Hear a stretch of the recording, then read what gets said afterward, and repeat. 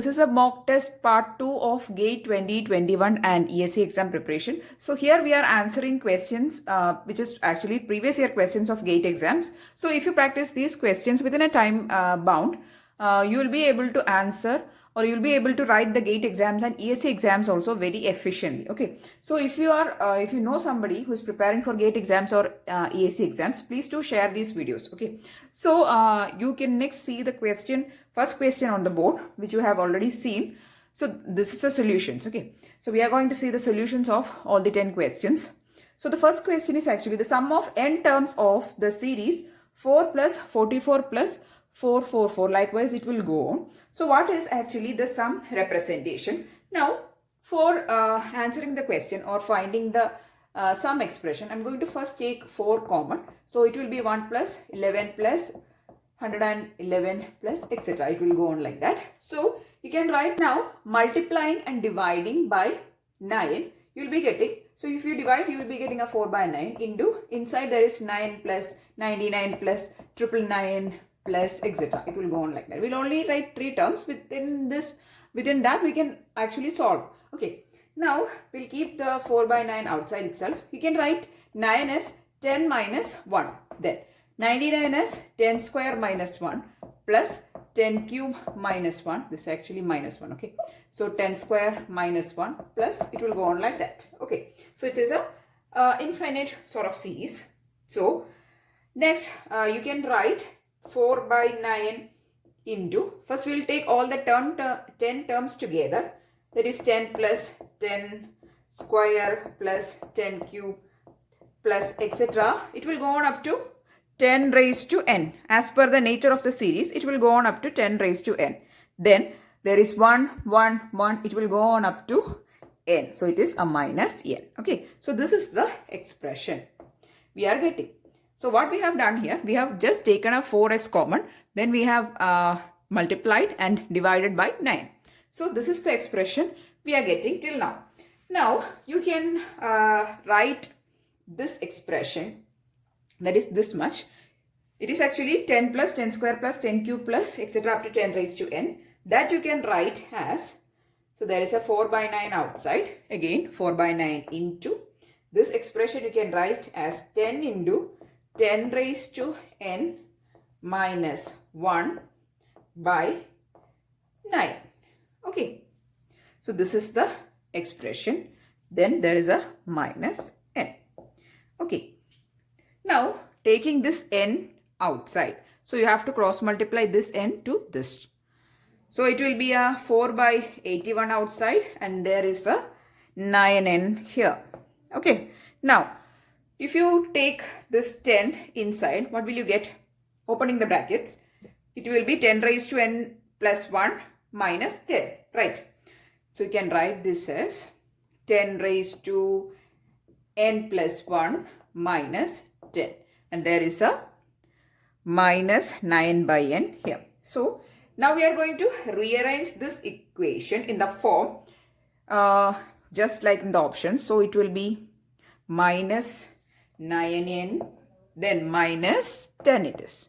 Okay. So this is the expression which is coming as the summation of 4 plus 44 plus 444 plus like that. Okay. So this is actually going on like that. So the sum expression is actually 4 by 81 into 10 raised to n plus 1 minus 9n minus 10. And the correct answer for this question is option C is the correct answer for this question. Is question number 2. The trigonometric Fourier series of a even function does not have dash a DC term. You can actually see the question. So which does that the trigonometric Fourier series does not have which of these following options? Okay. So the Fourier series of an even function of a period t equal to 2l is Fourier cosine series. So it doesn't have sine term. So the correct answer is actually C. Now if you see the expansion of Fourier series of an even function, you can write it like f of x is equal to a0 plus sigma n equal to 1 to infinity an cos n pi by l into x. Okay, so this is the Fourier series expansion for an even function. So this is having only cos terms. It doesn't have sine terms. So the Fourier series of an even function of a period equal to 2L, or generally for an even function, the Fourier series is a cosine series for an even function. Okay. So it doesn't have sine terms. So the correct answer is C, which is sine terms. Okay. The next question is third question. It is actually a question from digital electronics. What is the output Y in the circuit below? When the output Y in the circuit below is 1, it implies that the data has dash. So you can see the question anyway. The circuit is having two D flip-flops and there is a AND gate. So the output function Y is actually the output of this NAND gate. Now, if NAND gate output has to be 1, what is the condition? Both the inputs should be 1 and 1. Only then the output of a, it is not a NAND gate, it is an AND gate. Okay, the output of an AND gate is only 1 when both the inputs are 1. So from this condition itself, it is clear that only when your input data is changing from 0 to 1, only then your output will be 1, because it is an AND gate, and for an AND gate your input combination has to be 1 1 to produce an output equal to Y equal to 1. Okay, so the options are changed from 0 to 1, changed from 1 to 0, changed in either direction, not changed. Correct answer is changed from 0 to 1, because only if it is changing from 0 to 1, you can clearly see the output is connected from the first D flip-flops output, which is Q. So Q is only 1 when D is 1. So your output has to change from 0 to 1 to produce a result Y equal to 1. So correct answer is option A is the correct answer. Question, which is a question from analog electronics. So there is a circuit given with an op-amp. It is having a feedback with a resistance and an inductance. Now, the nature of output, based on the nature of output, you have to predict which filter is actually implemented. Low pass filter, B band pass filter, B band stop filter, C band pass filter, or D high pass filter. So we have to take into consideration the nature of inductance during various frequencies. Now, when the frequency is equal to 0, what will happen to the inductor? Inductor will act as a short circuit. Okay. So when there is a short circuit in the inductance path, your V out is equal to 0 volt. Now, what will happen when your angular frequency is equal to infinity? Your V out is equal to the product of current and resistance. Okay. So it will be I1 R1, or whatever current it is coming, or whatever be the name of the current. If it is IJ, then it is IJ into the IJ/RJ, okay, or IJ into RI. That is current into resistance. So when your frequency is 0, output is 0. When frequency is high, the output is high. So this indicates for lower frequencies it is not conducting, and for higher frequencies it is conducting. This indicates, or this graph is actually for a high pass filter. So this circuit is a high pass filter circuit. Correct answer is option D is the correct answer. This circuit is acting, or the circuit implemented below is a filter which is a high pass filter. Correct answer is option D is the correct answer. The fifth question, the unit step response of a network is, so this is a question connected to a network. Okay, so the unit step response is 1 minus, here it is written 1 minus e raised to minus alpha t. Then what is the unit impulse response, or the unit impulse response is dash.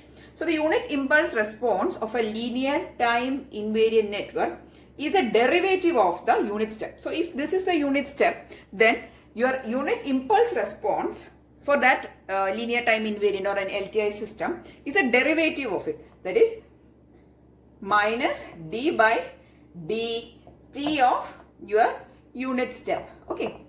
So that is the equation for finding the derivative or finding the unit impulse response. So this is the unit impulse response. Okay. Now, if you take the derivative of it, what will you get? Minus alpha e raised to minus alpha t. So, it is minus plus. Or you can write simply alpha e raised to minus alpha t is the derivative, and that is equal to the unit impulse response of that linear time invariant network LTI system. And the correct answer for this question is option A is the correct answer. Drift current in semiconductors depend on dash. A. Only electric field. B. Only the carrier concentration gradient. It is not carrier concentration, it is carrier concentration gradient. Please have a closer look. Then C. Both electric field and the carrier concentration. D. Both electric field and the carrier concentration gradient. So this is not N. If it is N, it is not carrier concentration gradient. It is carrier concentration only. And this is the equation for the drift current density. Current density means current by area. And this is the drift current density equation. Here I'll explain each term. Jn is the drift current density equation or the variable. Then Q is the charge of an electron. N is the carrier concentration for N type or for electrons. Then mu n is the mobility of the electrons or carriers in general. E is the electric field. Now from this it is very clear that the drift current density depends from the option, it depends on electric field and the carrier concentration, not on the carrier concentration gradient. It depends only on the carrier concentration and also electric field. Okay, so since the options are given likewise, you have to choose the correct answer as option C. In some other question, it can be like mobility and carrier concentration, means you have to choose that option. Okay, anyway, this equation is the equation for current density or drift current density. Okay, so correct answer is option C is the correct answer. Next question is regarding Zener diode. A Zener diode when used in voltage stabilization circuit is based on dash. Even without looking at the options, you should be able to answer that. It operates whenever it is used in voltage regulator circuits or voltage stabilization circuit, it operates in reverse breakdown region. Okay, so the correct answer is option B, which is reverse breakdown region. Zener diodes generally work in reverse region. Zener diode never works in forward bias direction. It always works in reverse bias or reverse breakdown region or direction. So the correct answer is option B is the correct answer for this question. Okay. Next question is from general aptitude region. I've also included questions from general aptitude, reasoning and all in during the mock test. Okay, I'll be including more questions. So these are not just random questions, these are actually previous year questions of GATE examinations. Okay, so the question is regarding a fair die tossing. Okay, so a fair die is tossed 2 times. The probability that the second toss result in a value higher than the first toss. Okay, so a die is being tossed twice. The probability that during the second toss, what is the probability that we get a number higher than the first toss? Okay, so how to calculate this, the value? Okay, so our probability calculation or the result, consider that a die is having numbers up to 1, 2, 3, 4, 5 and 6. So which one is the lowest number? The lowest number is 1. If we are getting 1 in the first toss, then there are 5 other numbers. If we get in the second toss, our condition is correct, right? 1 is greater than 2, 2 is greater than 1, 3 is greater than 1, 4, 5, 6. These all numbers are greater than the first number, which we assume that we'll get in our first toss. Okay, so this much of probabilities are there. Now, how to calculate the required probability? I'll write the equation. The required probability, we'll have to take each of these cases. So, we'll consider that in the first toss, we are getting the number is 1. Okay. Then, how many numbers are left out if we get in the second toss? Our condition is correct. 5 numbers. So, 5 by 6 possible combinations are there, or 5 by 6 possibilities are there, then the possibility of getting any of this number is 1 by 6. So this is the probability for having our first condition as correct. Okay, so plus. Now consider we are getting number 2. Now how many possible cases are there? 1, 2, 3, 4. Right, if we are getting 2 in the first toss, if we get 3 in the second toss, condition is correct. Also 4 in the second toss, condition is correct. Similarly for 5 and 6. Okay, so our total probability for the second condition is 1 by 6 into 4 by 6, right, plus. For the third case, we consider, or for the third condition, we consider we are getting number 3 in the first toss. So which all numbers are our probabilities? 4, 5 and 6 has to be obtained in the second toss to make our condition is correct. Okay, so 1 by 6 into 3 by 6. There are 3 possible combinations. Right. Then for the next number, again 1 by 6 into 2 by 6. That is, if we get a 4, in the second toss 5 or 6 has to be getted. So there are 2 combinations and the probability of getting any of 5 or 6 is 1 by 6. So 1 by 6 into 2 by 6. Okay, so if you practice these type of aptitude questions, it is very easy for you to do it during the exams. Okay, then the last number is 1 by 6 into 1 by 6. Okay, so 5, 4, 3, 2, 1, likewise it will grow. Okay, that is, if we get last 5, only there is one number, so 1 by 6 into 1 by 6. If you solve it, the answer getting is 5 by 12. And the correct answer or the option is option C is the correct answer. I really hope that you understood how to do this dice question. Okay, there are 5 combinations. If we get 1 as a first number and the probability of getting any of those number is 1 by 6 into total 5 by 6 possibilities are there. Okay, so similarly we have to take each of the condition. In the first toss if we get 1, in the first toss if we get 2, in the first toss if we get 3, 4, 5 likewise. Okay, so for that all probabilities we have to write and we have to add. So the sum will be 5 by 12. Correct answer is option C. The question is from DSP. The first 6 points of a DFT, that is the first 6 points of a 8-point DFT of a real valued sequence are given. I have written it like this. Okay, so we have to find the last 2 points. Now whenever you are seeing a question like this, you have to always think of the complex conjugate property. So the first 5 points are given, sorry, first 6 points are given. We have to calculate the remaining 2 points. So it will be total 8-point sequence or 8-point DFT sequence. Okay, now we have to find x of 6 and x of 7. How will you find x of 6 and x of 7? We have been only given this. We don't have any other input sequence for finding the DFT. So this is a question from DFT. We have done a lot of videos on DFT, IDFT, these properties, solving problems on properties. I will share the link of that playlist, DSP playlist in the description. Please do watch it. And there is a lot of questions like this question also. This pattern of question also we have attempted. So in order to find this, we have to use the complex conjugate property. For a real sequence, the complex conjugate property is like this. Conjugate property, x of k is equal to x star of n minus k, where n, it is given that it is a 8-point sequence, so it is n is equal to 8. So if you want to find x of 6 is equal to x star of 8 minus 6, which is x star of 2. Okay, I have written the position values here 0, 1, 2. So this is x of 2. We have to take x star of 2. Since x of 2 is equal to 0, x star of 2 is also 0. So x of 6 is equal to x star of 2, which is, since it is 0, the answer is 0.